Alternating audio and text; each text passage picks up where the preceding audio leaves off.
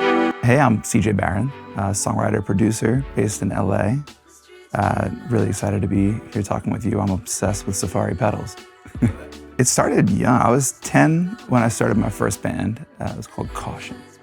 And we played all around local pubs and whatnot. We were like the little baby band of Long Island, and that was the era of ska. I don't know if you remember like that like when it first came out, Catch-22, all these bands, I was obsessed with it. So yeah, we were like trying to do our take on that. We were awful, just like absolutely awful.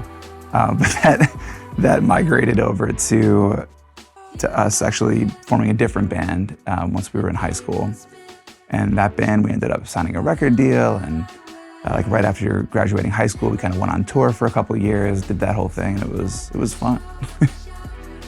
But that led me to realizing that I loved music and loved making music, but didn't necessarily love having to tour music. And I was like, oh, like, there's a job where you can just sit at home and make music for other people. And that's when I got introduced to the world of sessions in LA, and I came out here and started working for some really incredible producers at 19 and learned a lot. So there was a track that I made that was for another band at the time, and it didn't do anything. And it was just sitting on my hard drive, and my then manager had a meeting with Crush, which is where they're signed, and I believe Evan Tobenfeld was the one that heard the beat, and he was like, this is really weird, let me send it to Brendan. And they sent it over, and they wanted to do something with it. And then Brendan ended up writing a whole new hook for it, and it evolved from there into what it became. I want to tell a story real quick. I was stressing out. I had a deadline. I had to send this song out to mix. It was getting uploaded to Spotify, I believe, the day after. And for whatever reason, my license wasn't working for Flamingo Verb. So I'm panicking. I just email support. I don't know what else to do.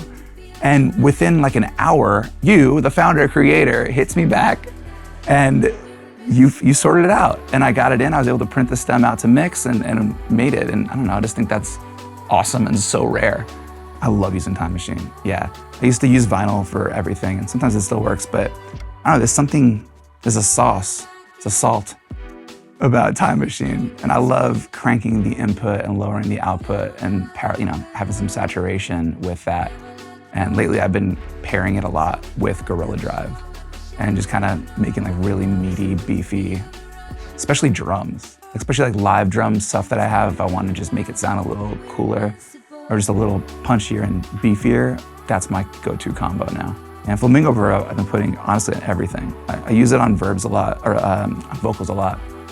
But lately I've been using it a ton on synths, like just getting really washy. It'll make, sometimes I'm not using analog ones and I'm just using Serum or something, but I want to emulate an older sound. And I just feel like I could put it on almost just the default preset. It's like, oh, that's an analog synth now. Something about it that just really, it warms it up.